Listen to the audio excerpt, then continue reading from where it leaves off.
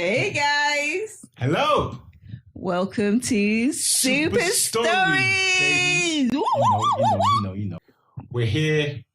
We're like halfway through the season, no? Yes. I know, right? Crazy. Yes. All right, let's crack on. What we got today? I know you got a juicy one today, haven't you? I don't know about juicy, but yeah, it's pretty good. It's always juicy. It's pretty good. What we do here is juice. What kind of juice do you want? Pineapple? So orange? today... She's not in the mood for my... Tell me the juice you need. Anyways. Well, I have apple and mango with a splash of rum. Yeah, that splash might not be correct. I'm a little wavy, guys. Might not be the correct description of what she's put in there. But she All right, says let me just take a sip. Splash of rum in there. Right, let's go. Okay. So today I found a story on theguardian.com. And I thought, okay, it's actually a pretty good one. Yeah.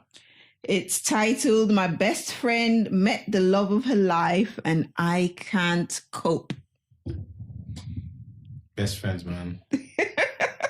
When you need them the most, they take off. So basically, this young lady writes in, and she writes in saying, I'm 32 and struggling with unwanted changes to a much valued friendship. Over the past 2 years, I've been rather left behind. She's been rather left behind. I've been rather left behind. Unacceptable. Over the past 2 years, I've been rather left behind with a friend who met the love of her life, got married, and fully embraced her friendship with her husband's friends. As you do. As you're supposed to. Yeah. We spent less and less time together, and when we did, she seemed disengaged. It rather broke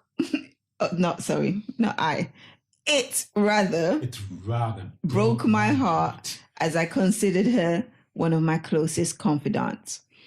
I suppose at first I dealt with it very badly, getting emotional and confronting her about her neglect. Neglect's a strong word. Of our friendship. I would still love to get our friendship back on track. I just don't know how. Her priority is her husband, as it should, and the new family they would likely create. And I know I can't turn the clocks back. I'm now surprised to find teenage feelings resurfacing at my age, but I don't know how to move on from something I feel so sad about. Oh, so sad. Should we bring out the violin? No. But you know, it's a painful thing, you know? Is it? It's a painful thing because you know what it is? Friendships are like markers in your life. You know, when you have this friend for a period of time, it's like they define that period of time in your life. Yeah. And when a change happens, that makes that friendship kind of, fizzle out. It's painful. It's like a breakup. It's like a breakup. Yeah, but it shouldn't be like a breakup. What do you mean it shouldn't be like a breakup? Because what's a breakup like? No, a breakup hurts, but it shouldn't be that you're losing a friend. You're gaining a new friend, a new opposite sex friend. It depends on, but in this case, clearly the friendship is not staying the same. Yeah, but it might just be from her side. Maybe her friend sees it as nothing has changed. Nah, that's not what's happening. You know what's happening. No, I don't. What's happening is she's found a boo, and that happens all the time. I remember when I first met you, Kwame was like, we don't see you no more, bro. Where you at, man? Kwame says that story all the time. I came back from holiday. But the same thing with him. When he met a new girl, I'm like, bro, what up, man? Yeah, I'll call you back. 2 days later, this punk didn't call me back. Yeah, but are you bothered though? Yeah, it hurts, man. Why? Because you're used to having that person there. And then when they meet somebody new, all the hormones, the endorphins, all the nice stuff that kicks in when you meet somebody new. You don't care about other people. It's like your little world. So that's clearly what's happening here. She's met a husband.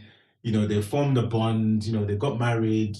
You're going to have less time for other people that you spent time with before. Yeah, but then I feel like if you're mature enough, the relationship should evolve to the next step, which is because you were not spending as much time together like we used to, doesn't mean that anything has changed. I have friends that I've known since like in my early 20s, and I might not speak to them for years. Years. It could go 2-3 years.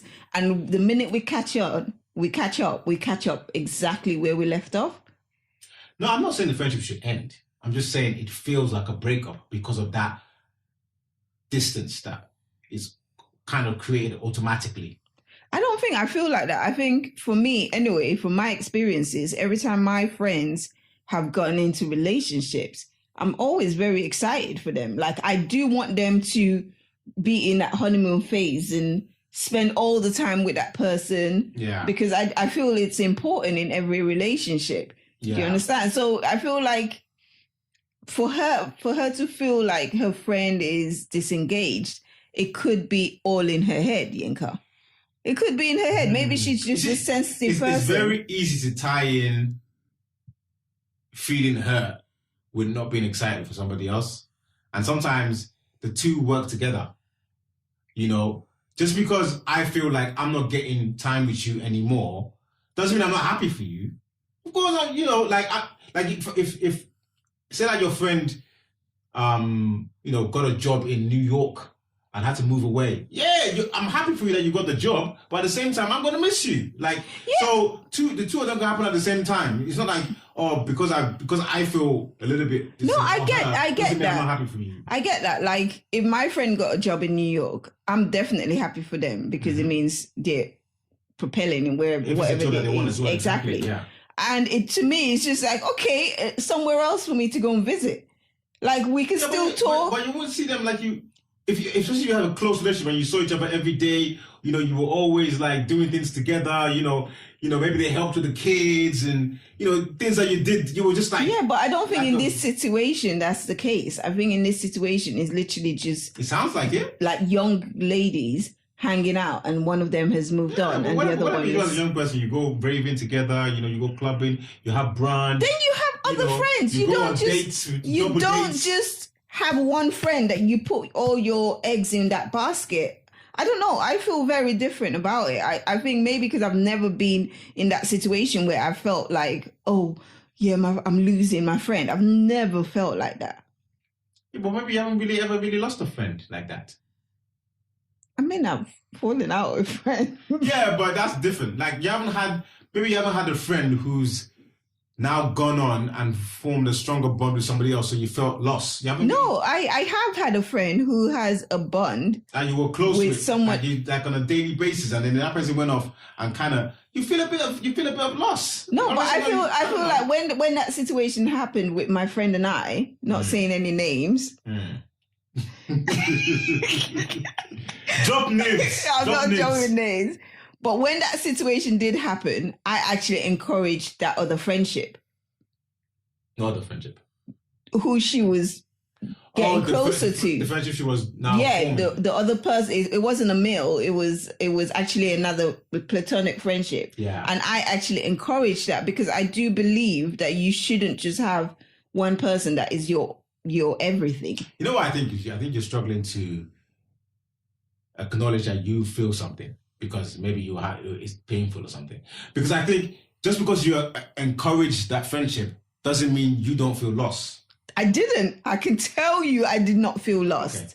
But I'm trying to separate the two because you're making it seem like because I feel lost, I'm not going to encourage. Of course, if something that's beneficial for you, I might encourage it. I might say, oh yeah, actually, no, that's good. You should do that. But doesn't mean I don't feel lost. No, and I recognize that.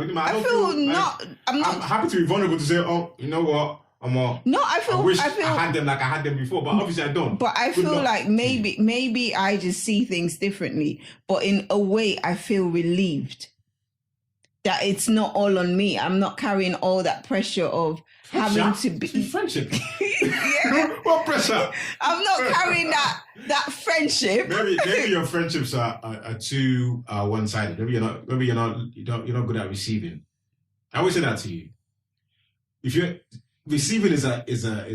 I don't feel like my friendships are one-sided. Then why do you feel relieved? That means if you're feeling relieved, feel like that means you're giving a lot. No, okay. Let me give you an example. Like when Isabella was in nursery, in reception, and she started the school and she made a friend, and she was like that was her best friend, Maya. Yeah. Oh, Maya was her best friend. And then a new girl started the school. Yeah. And Maya dropped Isabella like a sack of potatoes. Dropped her. Dropped her. Boom. And Bella was so like devastated. She couldn't understand it. She was what, 5? 4, 5? Yeah. She couldn't understand why Maya wasn't like her friend anymore. Yeah. And I remember having a conversation with Bella, and maybe this is how I have been all my life, because I don't actually remember having friends in primary school. You were a lone ranger, man. I don't need no friends. You know what it is? I remember having a conversation with Bella, telling Bella that, look, you do not just have one friend that you identify as your best friend. Yeah. There are different people that bring different things to you. Yeah. And if one person doesn't want to play with you, you go and play with someone else. And I think she's carried that on. Now, going back to me not having friends in primary school. But do you understand her feeling of loss? Because it's, and anybody would, I think anybody that's like forms an attachment with somebody that's no longer there would feel that. And that's okay, and it's part of life. You're now making me think, like, maybe I am scared of being vulnerable with people. That's why I feel... There might be an element of that. I don't want to turn to a therapy session, but I think there might be an element of, just so I don't have to feel that pain, you know, either you're not acknowledging that you do feel that way, or you don't even allow yourself to feel to get to that level. I think it's, I don't allow myself, but I've never felt like I need to, like, oh, I'm losing my friend. I've never. But have you felt lost in a breakup? Like in a relationship breakup, like. You know. Of course, like you and I broke up like a million times in the past. If you feel lost with that, how can you not feel lost with your friend? I don't know. I feel like maybe with friends, I just feel like, I don't know, Yinka. It's because it's the same as losing somebody, you know, and that unless that person is not having an impact in your life, which is what I'm trying to say. Maybe your relationship's on one side. Ooh, Yinka's trying to bring something up here. You're throwing shade, Yinka. I'm not throwing shade. You are going in. I'm actually telling you something. Maybe you're not allowing yourself to receive, because sometimes you have to allow yourself to receive. To receive what? From other people. Yeah, but what am I not receiving? Because I am receiving their friendship, but I just don't feel like I should be everything. That the minute I'm busy, they can't fill up their time. Oof, I feel like I'm gonna lose a lot of friends. yeah. Let's go back to the story. Yeah. Back to the story. We're having a little therapy session here. Back to the story. So anyway, this lady, she's obviously lost this friend. Yeah. And she feels like her friend is disengaged when they do spend time together. And she's obviously approached the friend on a tip of, oh, I don't feel like you're there for me. And the friend's like, what? What do you mean? Like, we still hang out? I think it's a natural cycle of things, though. I think it's a natural cycle of, especially when somebody gets married. And you should be, I think, you know, if your friends get married, you have to be mentally prepared that they're probably going to have less time to spend with you. Obviously, they've got a husband now, they're having kids, they've got family. From the time your friend gets into a relationship, listen, from the time your friend gets into a serious relationship, just know that it could go to the next step. Yeah. So what is the next step? And when it goes to the next step, it means that your relationship also goes to a different level. It's just maturity, Yinka. I feel like she's not mature. She wants it to be how it was, and nothing stays the same. From what she's saying, she recognizes that she doesn't feel like she should feel that way. But I think it'd be easier for her to say, actually, I understand why I feel this way. And it's not weird. It's a normal thing to feel lost. And then that will allow her to, but it's almost like she doesn't want to feel, it's almost like trying to say, oh no, I don't want to feel like a teenager. And you know, but it's normal. Your friend's now married. You just have to adapt to the new friend that you have, who's going to have less time for you. And it's going to be more about, you know, relationships and family. And you're probably still on that single life vibe. You know, do you think people who are married and people who are single can be good friends? Yes. Me and my best friend are good friends. And I'm married and she's single. Okay. But there's some conflict there, isn't there? Sometimes there can be conflict of what you of what you want to do. No, I don't think there is with us, because I feel like she's your friend as well. Yeah. So I guess our relationship is different because we both knew you at the same time. Yeah. So we've been friends with you at the same time. If I met you somewhere else and then you just came into out the picture, maybe it might be different. Yeah. Does that make sense? I hear you. Because what it is, obviously, she's probably still living that single life. And my girl's married now. She's like, okay, I can't really go to the strip club with you anymore. We can't really do that every weekend. Maybe just on special occasions. I don't know. I feel like, it's a natural cycle of things. But your friend is still going to be your friend if it's a true friend, whether or not they're spending less time with you or not. Just have to adapt adapting is the key word. You have to go with the flow. You have to be fluid in the relationship. In any relationship, you have to be fluid because everything changes. Things change all the time. So you can't even expect that friend's marriage is going to be keeping her.